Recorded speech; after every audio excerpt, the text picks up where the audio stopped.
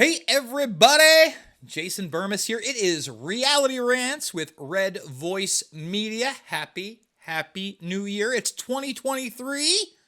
New Year, same me, bro, and the same agenda that we'll be standing against. That great reset, great narrative, repackaged, new world order, Johnny nonsense. And let's kick it off with this story right here because the model of that agenda is the Chinese society, okay? And when I say this Chinese society, I'm talking about a social credit score system. At the same time, we have to realize that just because it's China doesn't mean that it doesn't go beyond the nation state. And it doesn't mean that we are demonizing the 1.2 billion Chinese people. But when I see Mike Pompeo demanding the U.S. ban Chinese travelers after Beijing eased travel restrictions over the COVID-19 84 nightmare 3+ years later, this plays into the agenda. Think about it, folks. Think about it. Should we be barring travel? Should we be restricting the movement of those people and our very citizens because what? Lockdowns ended there and people are no longer in their homes? No. Pompeo is playing into the agenda. He always has. I consider him part of the machine big time. He sat there and joked and lauded the fact that he was the CIA director. And they did what? They lied. They cheated. They stole. They had entire courses on it. And it reminded him of the wonder of the great American experiment. Ain't an experiment, buddy, and it ain't American. America, the United States of, was founded on what? Freedom of the individual based in God-given rights. Not an experiment. Not an experiment. That is what we as a species need to strive for in every direction. And for Pompeo to tell you that and be part of the machinations of the deep state, of the apparatus that is literally crawling and creeping with the most repugnant, destitute, anti-human shit in the world is gross to me. It's gross. And Pompeo is one of these people that is behind things like, let's not tell the public about JFK. No. We don't want them to get the documents that we were guaranteed, okay, back in 2017 through the quote-unquote legal system, the justice system. And we have to use that same system right now to try to get the documents we were already promised. So let's not forget, Pompeo was a big part of the Trump administration. And when we talk about those documents, what? Huge failure by Donnie T and the gang. Donald Trump should have been the guy to say, you know what? Not only are we going to release the Kennedy files, we're going to release the 9/11 files. Not the 28 pages, not just the Israeli documents that we got several years ago through an FOIA, but all of them. And then we're going to prosecute the war criminals on the inside. Imagine that. Imagine that. Sure, the mainstream media apparatus would be completely and totally against it, but that's because what? Those people are clearly part of the extension known as Operation Mockingbird. And it's only gotten worse with people like Cass Sunstein and organizations like Homeland Security and the fusion centers that they've built around them. And now the abhorrent, disturbing, underreported, little known about program called what? Signature reduction. That's the reality that we live under today. So let's continue down the line. We got a lot of big stories to go over. Later on in the broadcast, we're going to be bringing on Steve Poikonen from Slow News Day and AM Wake Up to talk about Assange, to talk about the Brunson case, and so much more, because I'm not here to deliver hopium to people. I'm here to accurately, or at least try to accurately report the news and how I feel about it. And when I editorialize and I speculate, I want you to know that I'm editorializing and speculating. At the same time, I want to back that up with mainstream media reports, with government documentation, and of course, words directly from the criminals' mouths via audio and video clips. And that's why I think people tune into this show, because they realize that Jason Bermas isn't just going to go with the big story of the day or say the same things that other people in the quote-unquote alternative media are talking about, and give an honest perspective, whether you agree with me or not, on what is truly happening in the world. So here's another big piece of imagination land. And to me, this is more of that, let's divide China and the U.S. Let's divide China and the U.S. Let's divide China and the U.S. Let's make that the big talking point, that they're just so different. They're not that different at this point. I don't call it Chinese-style censorship anymore because it's just censorship. It's, as I've discussed again and again and again, Google is in business with these people. In fact, I did an interview via America Media Periscope, AMP. And if you want to see those, I've been posting them over at Rockfin exclusively. You can find them elsewhere. But with Trevor Loudon. And Trevor Loudon currently has 2 books. I should get him on this broadcast as well, talking about the infiltration of China within our own government, within our Congress, and within our Senate, outside of just the business aspects, and then things like Google, Dragonfly, their censored internet of 2018 Google worked on, and now really the censored internet here. And I challenged them on a lot of this nation state stuff, okay? Because to me, they're trying to set this up when there are people working on both sides, because this is the model of the new world order that Henry Kissinger so fervently and proudly has talked about and discussed over the last 4+ decades. We cannot forget it was under the Nixon administration, and Kissinger in particular, where relationships with China were expanded and continued to normalize, okay, while their authoritarianism was maintained. They got the blue jeans, they got the Coca-Cola, they got some of the westernized style capitalism, and then we get their authoritarian flavor of censorship here. They get to beta test things like a social credit score there, and openly put into place a track trace database system where the populace knows they will be immediately punished if they go outside of society's norms, if they jaywalk in a certain place, if they smoke cigarettes in a certain place. That's the reality. And so when I see a story like this, China could claim the moon as its own territory and ban U.S. astronauts from touching down, NASA boss warns. That's bullshit, okay? That is beyond bullshit. Let's start with the moon and China. China sent a man to the moon? I missed that if they did it. Did you see that? I didn't see that.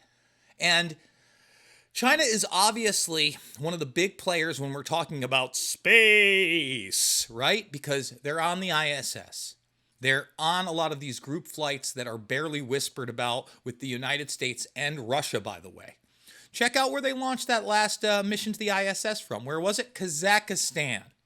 Whispered by the mainstream media. So even when there are proxy wars that are escalating and things of that nature happening in the backdrop, space we're still working together with.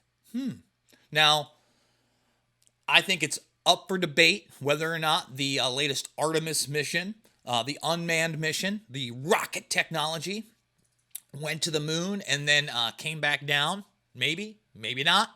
I can assure you it will be science fiction if they send a manned a manned group via rockets to the moon. That's not real. Okay? If it were real, China would have been to the moon by now.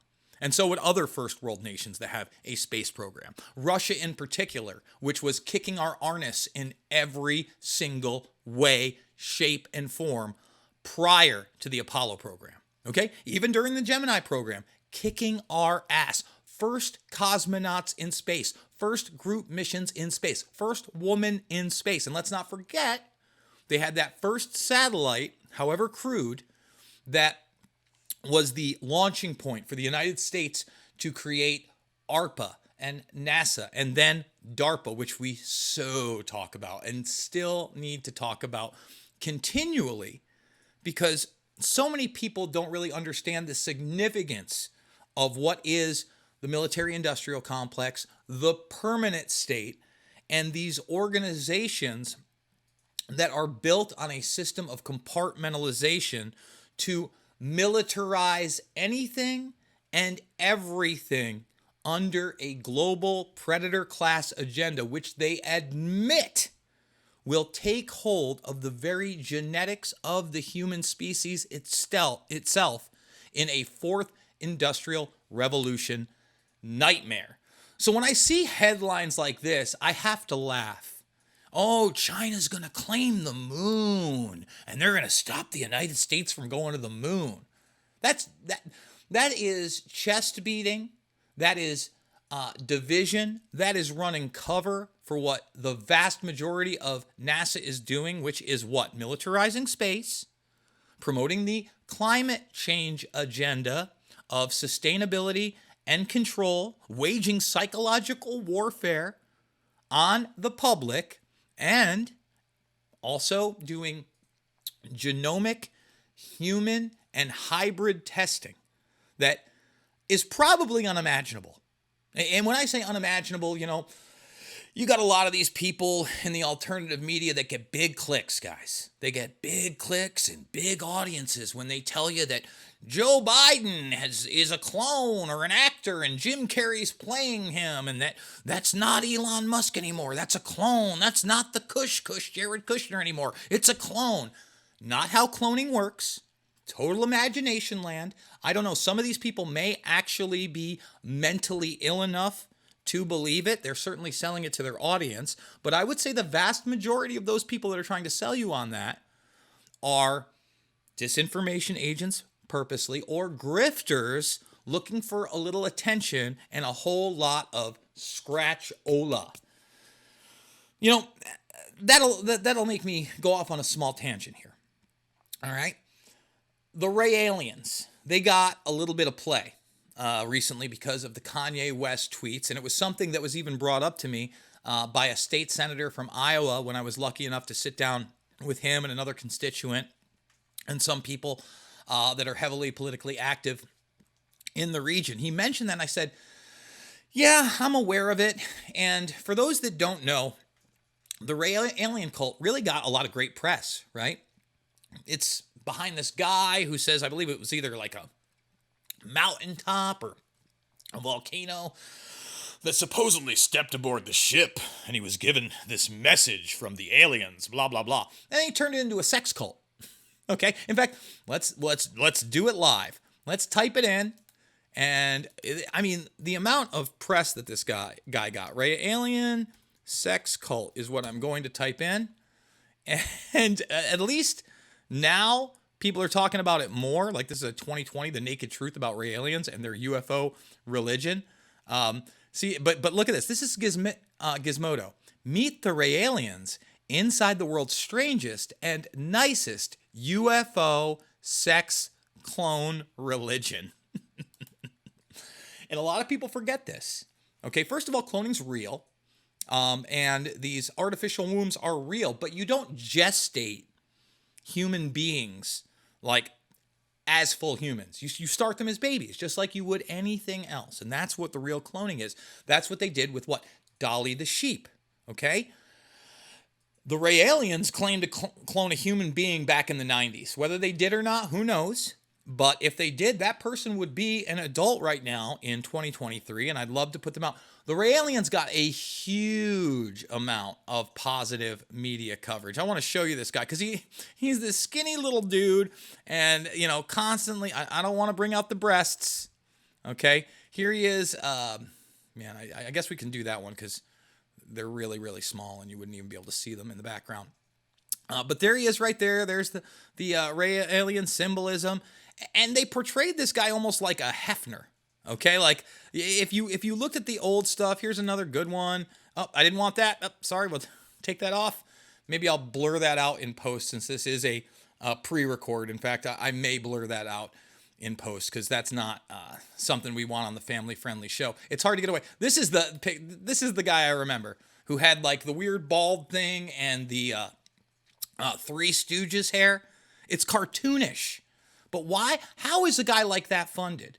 Why is he being promoted in the media? Well, if we've seen how culture has pushed us into this narrative of ancient aliens being our gods, and they actually created man, and now that's what's on the History Channel, maybe you can start to figure out why and how this person was supported. Because the more and more the media and this agenda can take away what? God and a monotheistic religion based around true morality, whether it's Christianity or otherwise, the better. And when you can point to science, right? It's all science, because when you listen to these narratives again and again and again, we're talking about hybrids and clones and genetics of that nature. And look, I have no idea. I've been around 43 years, not 430, not 4,000 plus, certainly not millions of years. I can't read the ancient texts, whether they be the Bible in Aramaic or otherwise. I am extremely skeptical of Sitchin and his translations of ancient texts that take us back to this alien race that was using humans to mine gold for their ships. I don't necessarily buy into that. I don't think that I should. And anytime I see, I don't know, robes and funny hats and naked women surrounding a cult leader, call me suspicious. Call me a little suspicious. That's all. That's all I'm saying. Let's use a little discernment, folks. Let's not get wild here. I like to stick to what I can prove. But when I look at that, okay, that's the direction they want to point us in. They want to point us to an outside source that is not God. And again, I'm not here to preach to you and tell you what to believe. But inherently then, would our rights come from God? Or would we have any rights? Or are we just part of the science? Are we just part of the petri dish? Ask yourself that question. I think it's an important one. All right, let's keep going down the line. And you check this out. Australia and Canada become the latest countries to impose mandatory you-know-what testing on Chinese travelers in the new year amid spiraling infections. So once again, we are several years into the COVID-19 84 nightmare that will continue on as long as we as a species let it. Any type of mandatory testing for anything is bad news brown, and people should take note when it's in westernized nations that have basically become dictatorships. Canada and Australia are scary. They should scare the shit out of everybody with any kind of discernment. All right? Any kind of discernment. You don't start building camps for people out of benevolence and love. And when you hear that term safety, that means keeping a elite predator class safe from the people. Because when you can't control those people, you end up with situations like this one, which I think are important to point out. And who knows if we'll ever get here in the United States. I'm certainly not calling for it. But we're going to show you this video, and I want people to understand how things go down elsewhere when they are not under the type of control that you see in nations like that. This is from Fiorella Isabel, part of the Convo Couch, also over at RT. After attending a press conference, Dina Boluarte, the self-appointed president of Peru, had to quickly flee, running through the streets of Cusco. Protesters chased after her, blaming her for the deaths of 30 Peruvian protesters. And this video speaks volumes here. We're just going to watch this little 30 seconds. And this is what happens when you don't have a system of command and control where you can put people in camps that disagree with you. Things get a little hairy. Oh, the audio for a second. Here we go. Some beeping for those that just listening to this. There's a little bit of chaos going on. All right. Everything's cutting out. Oh, now things are getting thrown, huh? Things are getting a little out of control. Oh, we better get the policia. The policia. I wonder why that's going in and out like that. Very interesting that it's getting cut off like that. Good thing we don't have a lot of clips today. But those are people in the streets.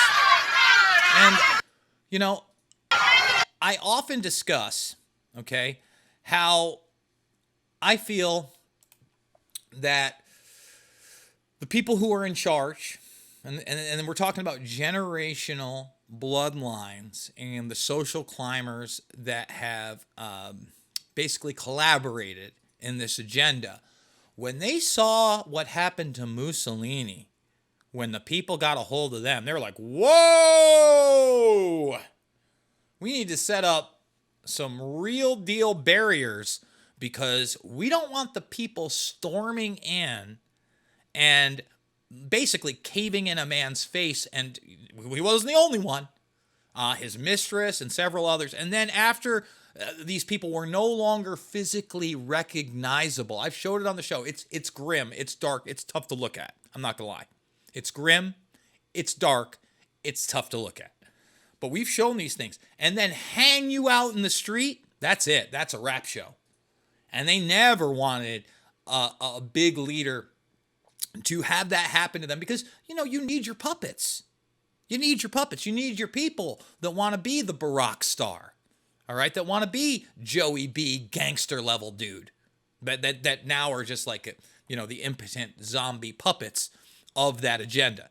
So will we get to that level? I think that if we ever got to that level in Peru, can you imagine the narrative? We already have an absurd narrative regarding January 6th. We already have an absurd narrative around white supremacy and these groups. Ooh, the Proud Boys are coming to get us. Meanwhile, we got some big January 6th trials coming up at the start of this week. We're definitely going to be looking at those and keeping up. And I would encourage people to make that premium account, redvoicemedia.com/Jason. Sign up for $1 for the first week, and then it's $10 a month, or lock it in. Celebrate the new year right now by locking in Reality Rants for an entire year, and then you get my lovely lady, Alicia Powell, who's going to be on the ground at these events, and of course, continually reporting on them. She's done some great work over at the Gateway Pundit and some really great interviews that are now also available. Some of it is available for free, but also on premium. And you support this network in reporting the reality behind those trials. And they're very dangerous. Now, can you imagine if it's an actual real insurrection and they're really chasing political candidates? Can you imagine? Because that's not what happened on January 6th. None of those people were in physical danger. Sorry, AOC, who wasn't in the building. Ooh, where's Nancy? Ooh. I mean, wow. Can you imagine if we got to that reality? That would feed right into their little narrative of a civil war. And unfortunately, that is what some people want. It's scary.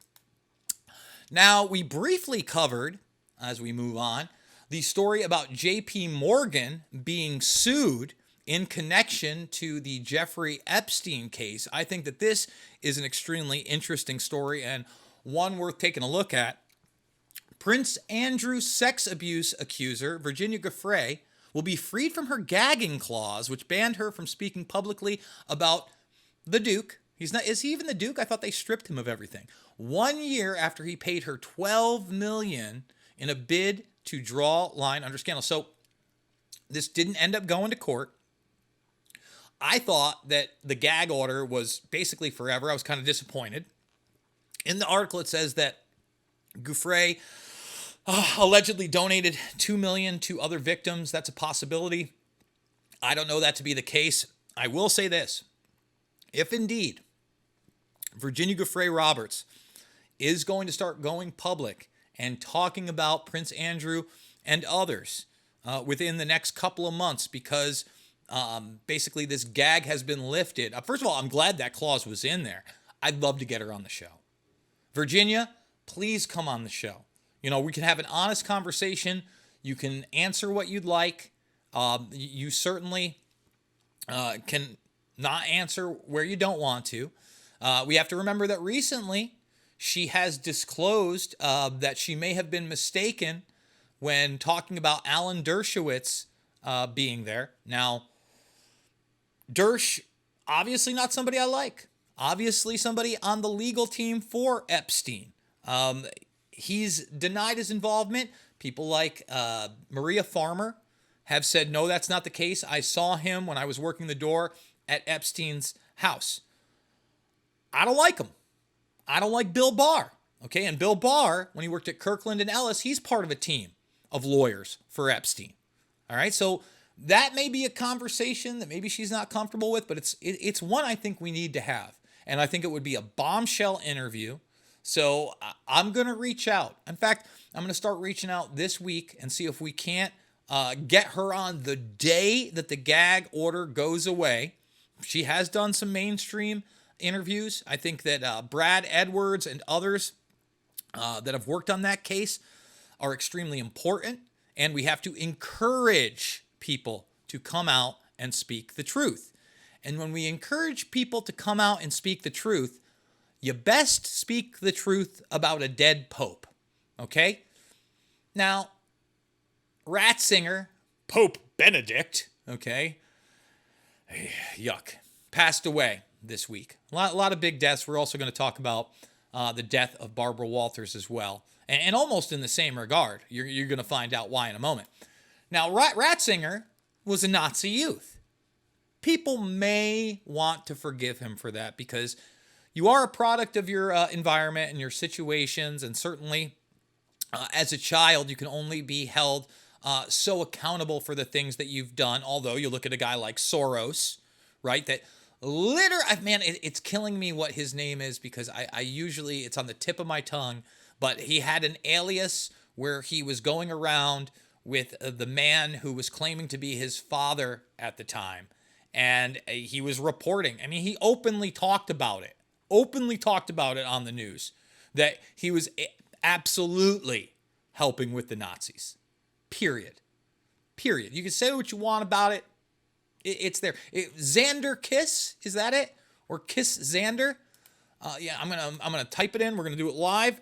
George Soros, and then we'll come back to Xander Kiss, and we'll come back to Ratzinger. Okay, and I love it, man. I love it. I type it in into Google. First of all, we're going to show you how censored and how terribly curated Google is right now. Because I type in what? George Soros and Xander Kiss. What's the first thing that comes up? A fact check from Reuters. Fact check. It doesn't even have Xander Kiss in it. So let's go to DuckDuckGo. Let's see if we get a different result. We've done this many times, and we often do. Go.com. And I know it was a Daily Mail article that dared to get into it deeply. That's the Open Society. The truth about George Soros is damning enough. This is where he admits that he's deeply involved. That's DEF CON News. Let's see, man. There's the Snopes article right here. I'm going to type in... It's so weird that I type in Xander, and maybe Kiss is wrong. So Xander, and let's type in Daily Mail. Bam. We'll do it live. No, progressives. Let's see, Daily Mail. Let's see if we type in Nazi. There it is. There it is right here. And you know what? I want to give Google the same opportunity because I'm going to hit copy. I'm going to hit paste into here. We're going to do the search and see. Nope. Notice none of that comes up. Look at it. You keep going down the line. Instead, on the bottom, it says, George Soros wasn't a Nazi. He was a 14-year-old Jew. Yeah, that was absolutely helping out. Okay? So the Hungarian Schindler who saved George Soros from Nazi death squads during the occupation by hiding him behind a cover.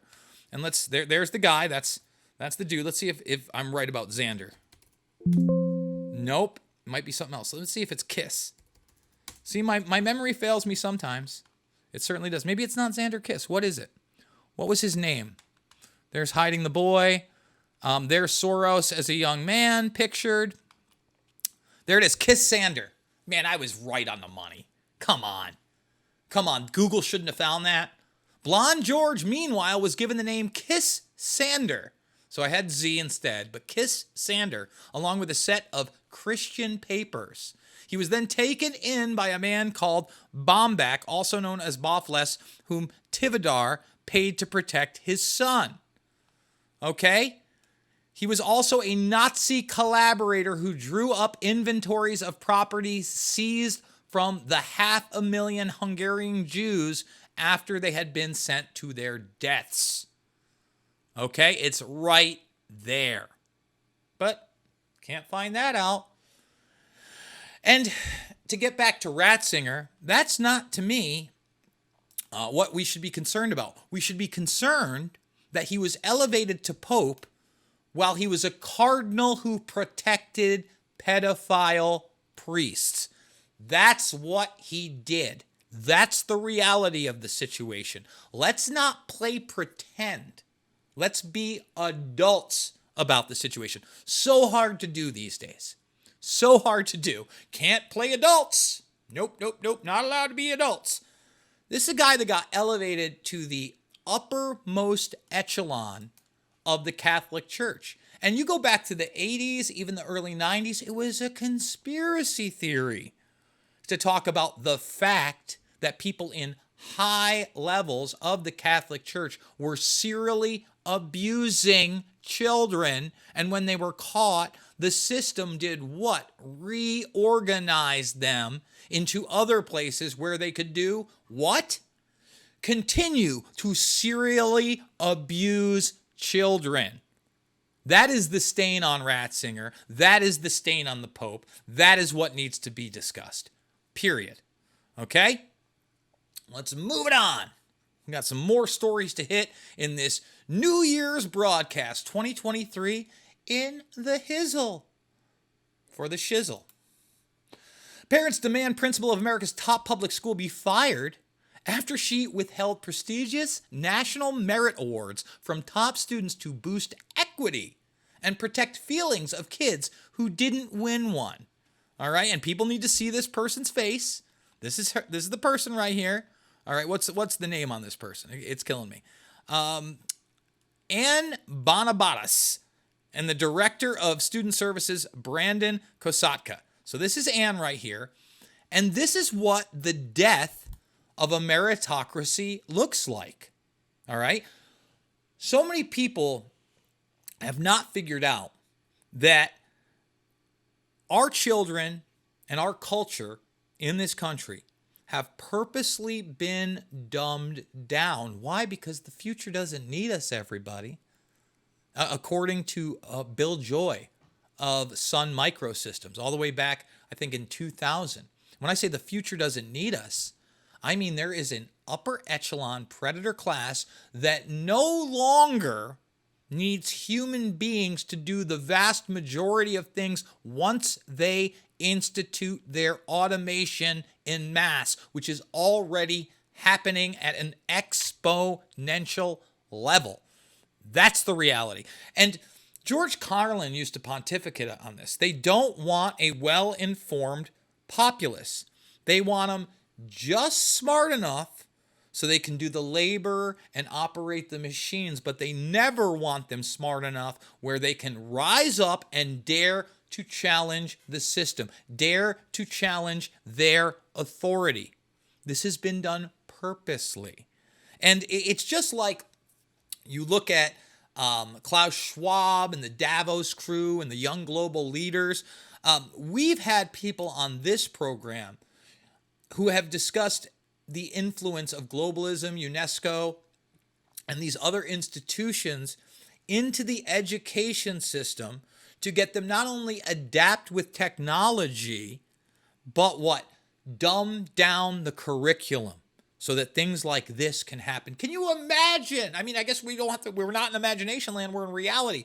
You work your arnis off and you happen to be a certain gender or a certain color and you don't qualify. You don't get the award, the merit you deserve, which can be everything to someone. There are those that can't afford the education they like. And the truth of the matter is that it's not so much what you know in most cases. It is definitely who you know. So a lot of people will sit there and argue. My stepfather used to try to make this argument to me that, they're going to teach you the same thing in science class at Harvard that they're going to teach you in science class at the State University of Oneonta, Jason. They're not going to withhold that stuff. But the reality is, it's really the social clubs that you join, the people that surround you, that get you into the positions in life that are later going to elevate you financially and socially and give you influence over others. You could be the smartest guy or gal at a state university.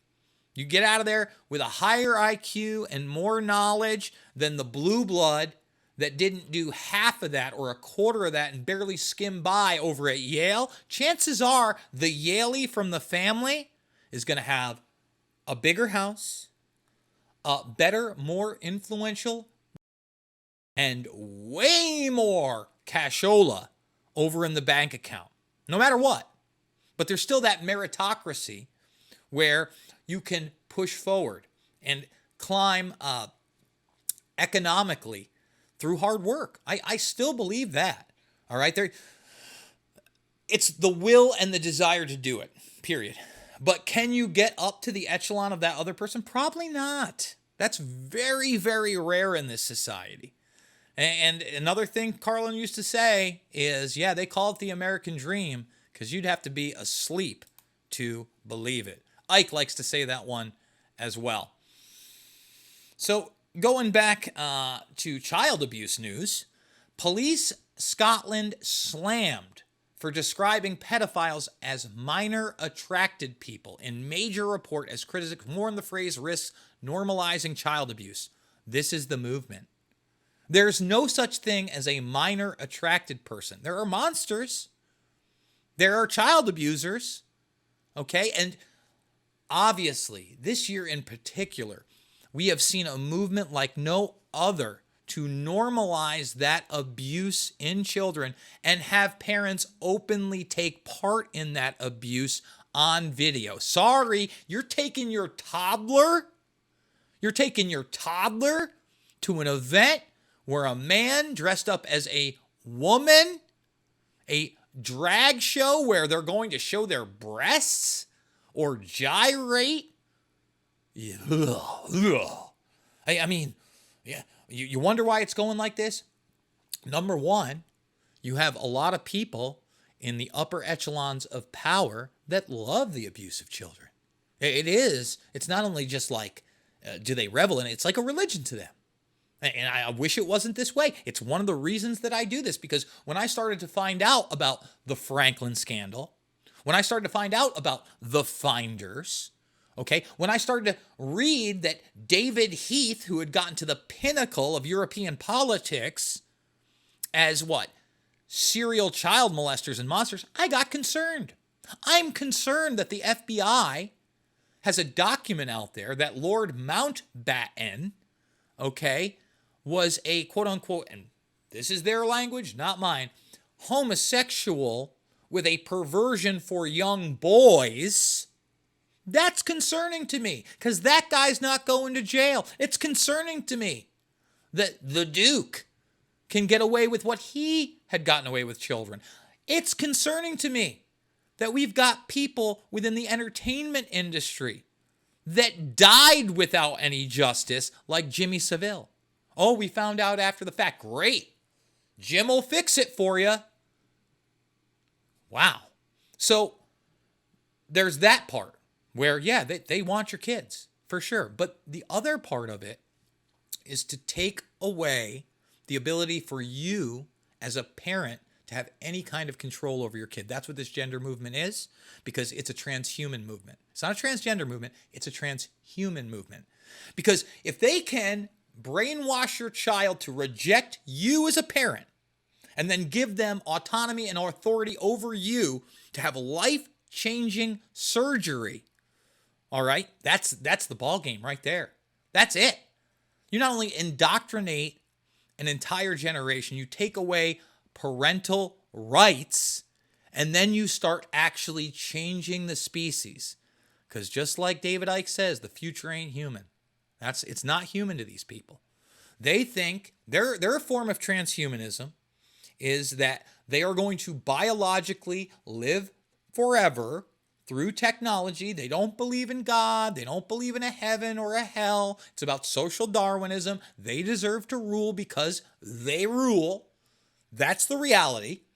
Okay? And then for the rest of us, transhumanism is take the Neuralink brain chip, hook into the virtual metaverse, and bring us into the virtual age where we trick you into believing somehow we're going to upload your consciousness, which is nothing more than an algorithmic program created from not only the track trace database society that is before us today, but once they internalize this, the Internet of Bodies and your very biology. All right? Kurzweil's Age of Spiritual Machines, the singularity. This is not consciousness. This is not you. This is not your grandma or your grandpa. And right now they're starting to normalize those things. It's like an episode of Black Mirror where they're giving these virtual personas of your loved ones that are going to give you comfort. All right? The movie Her, which I really hated. Maybe I need to watch it again. But because I really like Spike Jonze, right? And there's definitely social commentary there. But that was just a voice AI, right? That's all it was. It wasn't even a physical person. You had the device and people started having relationships with a voice AI.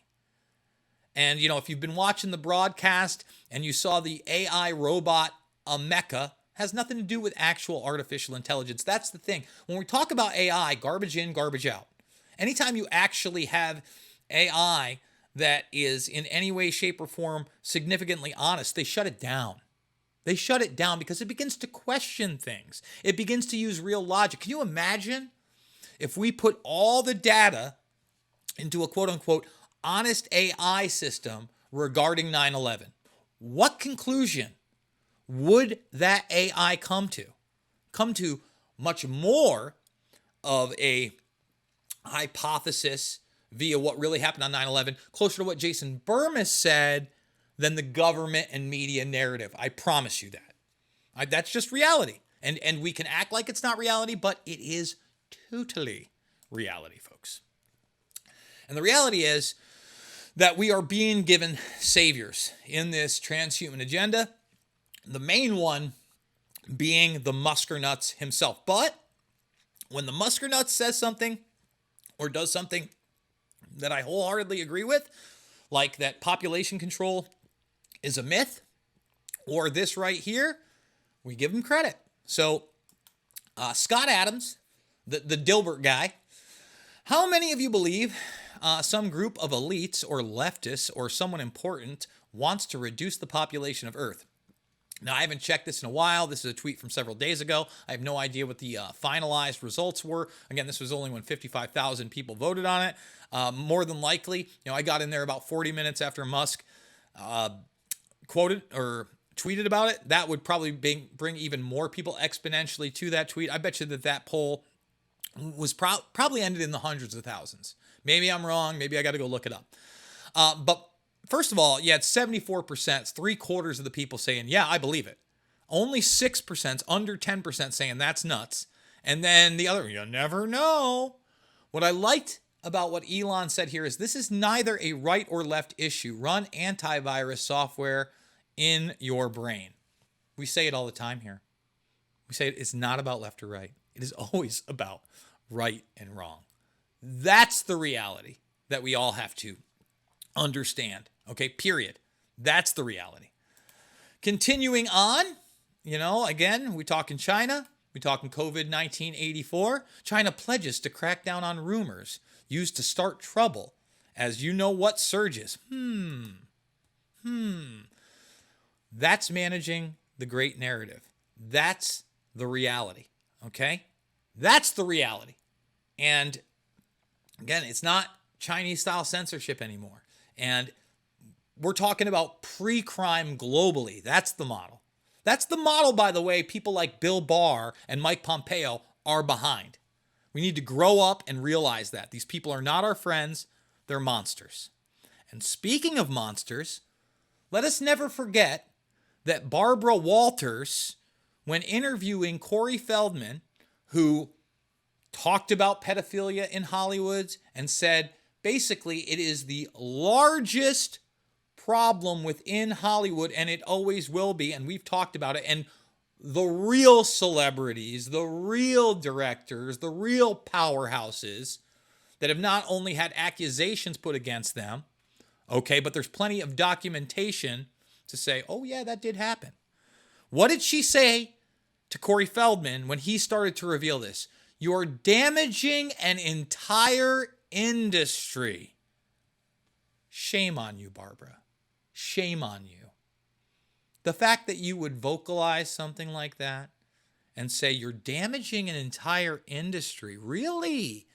So there isn't massive abuse of children within the Hollyweird system. So Bella Thorne didn't come out and say, well, she was working for Disney. Well, by the time she was 6 years old to 14 for 8 years, she wasn't abused sexually by adults. And she didn't say that everybody around her knew it and refused to do anything. Once again, shame on you, Barbara. Shame on you. Wanted to quickly hit this tweet from Michael Tracy. Remember, this was declared a crucial national security concern because the tax returns were assumed to contain evidence that Trump was financially beholden to Putin. Remember, the tax returns are going to show that what? Donald Trump is an agent of Russia. He's a puppet of the poot. And David Frum is, one of these terrible globalists, one of these authoritarians, and one of these things that promote true misinformation and disinformation. At this point, disclosure of Trump's tax returns has become a crucial national security counterintelligence concern. A bullshit. That's all I can say about that. Total and complete a bullshit. We went over that one and we did the other ones. All right. With that being said, guys, what we're going to do is we are going to cut to this interview that I have done with Steve Poikonen, give you about 15 minutes of it here on the free side, and then we are going to cut it, and you're going to see the rest of that over at redvoicemedia.com, redvoicemedia.com/Jason, or you can listen to it live over at the infowarrior.podbean.com. So without further ado, here is Steve Poikonen. And now, ladies and gentlemen, boys and girls, to help me rein in the ultra fabulous, super spectacular 2023, that's right, we've got Slow News Day Steve Poikonen, the sexier half of AM Wake Up, to discuss Julian Assange, the latest, the seemingly weird flip of some of the mainstream narratives surrounding him, with The Guardian and the New York Times and others now calling for the Biden administration to stop the extradition. The fact that he's now asked for some time off to go to the funeral of Vivian Westwood, one of his friends. Whether or not that's going to happen, probably not likely. But at the same time, where we're going as a country and where the mainstream and even alternative media need to go in 2023. Thank you so much for joining us, Steve. Jason, it's great to be here. Happy New Year, my friend. And here's hoping if it's not any less fascistic, it's at least the same level of absurd. Well, we've certainly seen absurd news story after absurd news story in the last few years. I think it's accelerated. You and I often talk about the cartoonish nature of our reality. And part of that cartoonish nature to me has been the inability of the mainstream media in most cases to acknowledge that not only is Julian Assange a journalist, but is extremely dangerous to prosecute him in the manner they are trying to do in a kangaroo court system of total and complete control via this extradition. Yet, We've now seen the New York Times come out saying major news outlets urge U.S. to drop its charges against Assange. And of course, one of those outlets has been The Guardian, who I don't think has done enough work on this, obviously. What is your take of this roundabout right now? So, okay, on a very, very surface level, of course it's good that major media outlets are running a story saying drop the charges. When you pull back from it a little bit and you look at the history that these outlets have had with WikiLeaks, and certainly the coverage that they've given on Julian Assange, not to mention the fact that the release that they were talking about in their like almost I guess the don't prosecute editorials, they focused on Cablegate, Jason, and this is super. It's to me, the way that I read it, at least, it was the most indefensible thing they could have done in terms of looking for support, because the Cablegate releases were the ones that made the State Department's heads explode. That was the releases of the, low level classification emails and consultations between U.S. diplomats all over the places, where we found out that Obama was spying on Angela Merkel and a bunch of other quote unquote allies.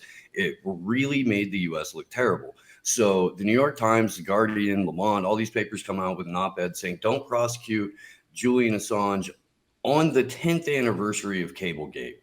Is when they chose to do that. No politician in the US or the UK or anywhere else wants to defend Cablegate. It was like the one drop where the entire Beltway was just gathered in solidarity to want Julian's head on a pike. And so that particular anniversary, I felt was odd, because there's so many different releases that WikiLeaks has made. You can point to an anniversary of just about anything over the last 12 years and celebrate that. The one that they specifically chose was, so it threw me off a little bit, because of course it's too little too late. They're bemoaning media coverage about Julian Assange. You guys are the media. You decide what people read every day. If you wanted them to be aware of the biggest attack on press freedom in our lifetimes, you would be doing that instead of one op-ed every however many years. Well, not only years, let's talk about that. It's been a month since this has even been discussed. They are usually clumped together. Like if you go and you do a news search on Assange, there's a little buzz. There's some mainstream articles out there. But this to me is very similar to the fact, you talk about a specific instance when the judge ruled that they would not be able to extradite Assange, not because he's not treasonous. He can't be treasonous. He's not from the United States. Newsflash, everybody. That's the definition of treason is if you are from that country and you are doing harm to that country. Baseline. All right. So it's imagination land, what they're saying about him. Just want to put that out there. It was because the judge felt, especially after the Epstein case, that there was no way that they were going to keep Assange from committing suicide, especially because of his already destitute health in the Belmarsh hellscape they'd intentionally put him in. And you and I were completely skeptical, although, every once in a while we get a win, right? And we'll take whatever win we can get, and we were surprised. But lo and behold, our surprise was, it was justified, because just a few months later, the judge said, "Oh, you've got it in order? He's not going to commit suicide anymore? You're going to make sure? Okay, we'll extradite him. We'll do it," right? Yeah. And the fact that the district judge, Vanessa Baretzer, in that original extradition case, justified the CIA's spying on everyone who entered the embassy, on Julian himself, on capturing privileged communications between him and his legal team and him and his medical team. She used a CNN article in her actual delivery of judgment as a citation for why it was okay for Mike Pompeo to plot to murder a journalist inside another country's embassy. So we've got talk about imagination land. This entire case is built in imagination land. You've got 17 charges under the Espionage Act of 1917.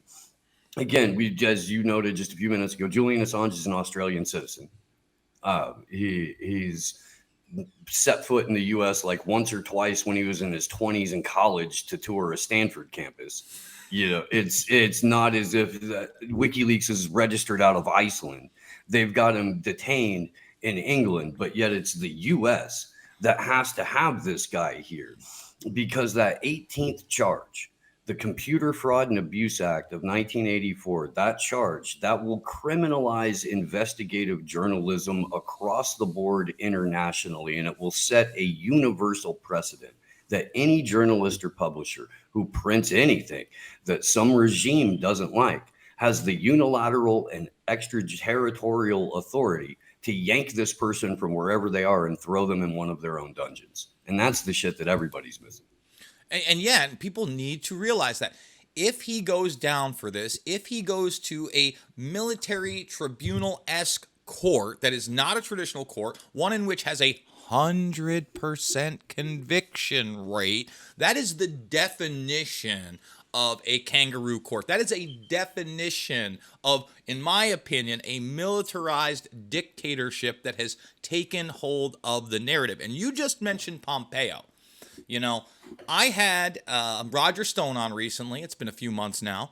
But one of the things that I put him on the spot about was Trump's handling of Assange and sending Rohrabacher over there to try to make this transactional exchange where Julian Assange comes forward and reveals it wasn't Russia from the DNC leaks and tells where he got it from.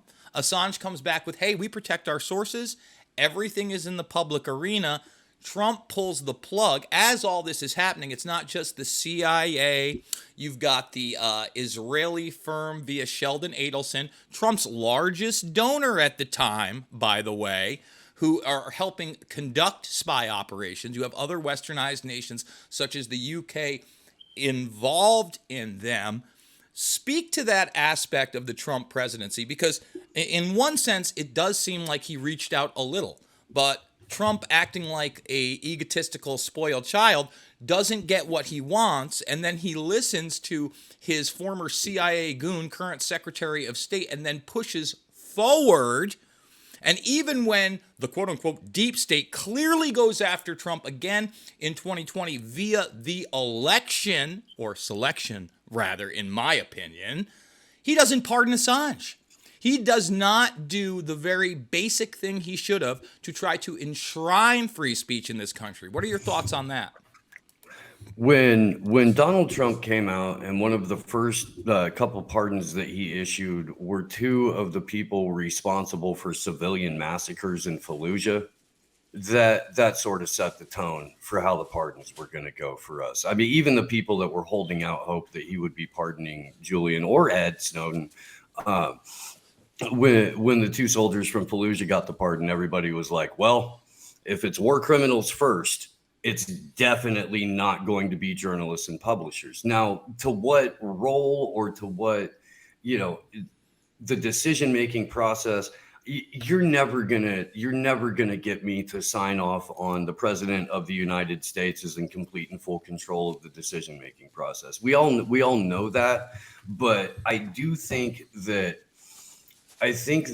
Trump had allowed not just himself, but everyone else in his sphere to get caught up in kind of their own propaganda, like that they really were in control of the situation, that they really were fighting off different elements of this, and everyone in the room was a part of all of those elements. I don't see any more independent actors. Like the last the entire 3 years after the election, from 2018, 2019, and 2020, you've got a complete insider White House. You've got a complete deep state infection in every aspect of Trump's cabinet. And even if he wanted to make his own decisions, where we saw a couple of times that he tried, he got smacked down so hard that the only thing he could do was pivot and try and ratchet up some sort of divisionary tactic to make liberals look stupid. And there was no shortage of that. So you could do that all day, every day, and then it would take the heat off of Trump. He could blame the deep state, and then he could point to the hypocrisy of the liberals on every other thing that he was being attacked for, and escape relatively scratch free. I mean, he is the Teflon Don. It wasn't really John Gotti. It's it's Teflon Donnie T, in my opinion. And like you said, it was very easy to deflect because the left had gone so authoritarian and so absurd. You could literally take a dart, spin a wheel, shoot the dart, and wherever it landed, you could pick that subject of the day, and you could be the hero of the day, much like I believe Musk is doing now as a front. It's not hard to have these talking points, and it's been one of the things I've talked about with a lot of these mainstream or even alternative promoted figures. And I'm not trying to come down on anybody individually, but I've always said it's easy for a guy like Milo Yiannopoulos to sit there and take on the left and sound good and then debate somebody that doesn't have any real talking points. It's easy for Ben Shapiro to do that. Put him in the arena with Jason Bermas when we're going to go beyond that spectrum. We're going to talk about the true deep state. And you mentioned 2018, to where the Trump administration had nothing but insiders. And I would argue that the metamorphosis started very early on with taking out loyalists like Flynn and Bannon. And by the time that you hit Bilderberg 2017 and you brought in the guy like H.R. McMaster's, okay, and McMaster's at Bilderberg, and so I believe is Liddell, who was another guy they brought in, it was over. This was a guy that came out running, saying, hey, we might get to the bottom of 9/11, implicated Saudi Arabia. And once again, folks, this is where we cut the broadcast and we go over to Red Voice Media. So if you are enjoying this interview, please come on over to the second hour and check it out. Couldn't do it without you guys. I absolutely love you, and hopefully I'm going to see you on the flip side over at redvoicemedia.com.